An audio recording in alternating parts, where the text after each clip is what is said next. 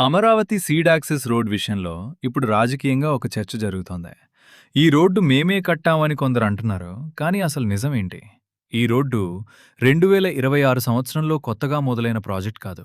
అమరావతి రాజధాని నిర్మాణంలో భాగంగా సీడ్ యాక్సెస్ రోడ్ నిర్మాణాన్ని చంద్రబాబు నాయుడు ముఖ్యమంత్రిగా ఉన్న సమయంలోనే ప్రారంభించారు. అంతేకాదు, ఈ రోడ్డు నిర్మాణంలో మొదటి 2 దశల పనులు కూడా అప్పటి తెలుగుదేశం ప్రభుత్వ హయాంలోనే పూర్తయ్యాయి. ఆ తర్వాత ప్రభుత్వం మారడంతో అమరావతి నిర్మాణ పనులు నెమ్మదించాయి. దీంతో సీడ్ యాక్సెస్ రోడ్లో కొన్ని పనులు పెండింగ్లో ఉండిపోయాయి.